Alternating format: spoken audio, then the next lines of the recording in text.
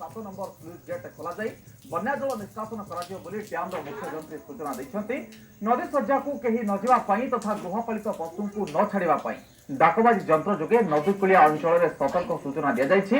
आज मध्याह्न सुधा Hirakud जलभंडार जलपतन 615.81 foot record कर समय भितर हीराकुद जलभंडार भीतर को 1,86,000 घनफुट जल प्रवेश कर हीराकुद जलभंडार सर्वोच्च जल धारण क्षमता 630 फुट डैम रे 64 स्लुइस गेट और 34 क्रेस्ट गेट को मिसाई समुदाय 98 गेट रही।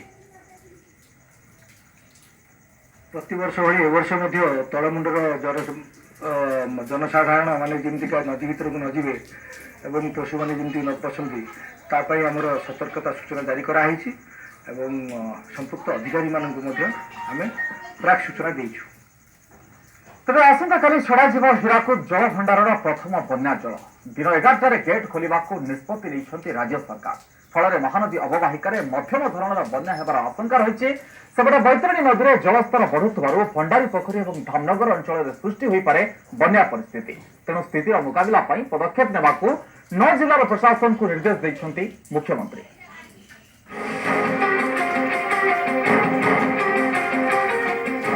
महानदी उपर मुंडे प्रबल वर्षा सांग को पश्चिम ओडिशा रे रेकर्ड वर्षा तेणु हीराकुद डैम रे बढ़ुछि बन्या जल परिमाण डैम रे 616 फुट उच्चर पानी रही बेले आसंता काली दिन 11टा बेले 618 फुट रे पहुंचबार संभावना रही।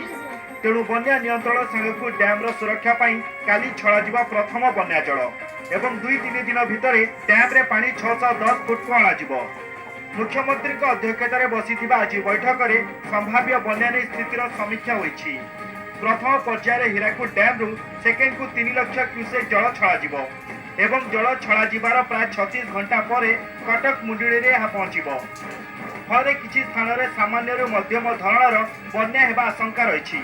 तेणु कटक केन्द्रापड़ा जाजपुर जगतसिंहपुर खोर्धा एवं पुरी जिला प्रशासन को सतर्क रहा निर्देश दि जाएगी। सेहीपरि आखुआ पदठारे विपद संकेत उपरे प्रवाहित होउछि बैतरणी नदी तेणु धामनगर एवं भंडारी पोखरी अंचल में बन्या होगा आशंका रही। केन्दुझर जाजपुर और भद्रक जिला को सतर्क रहा कहुଯାଇଛି। बन्या परिचालन और मुकाबला सांगकु लोकों को स्थानांतर करने एवं रिलीफ बंटन और रंधा खाद्य देवाकू निर्देश देइछन्ति मुख्यमंत्री। आसंता काली दिन 11टा सुधा एस्टिमेट कर 618 फुट पर्यटन पानी लेवल हम एवं 600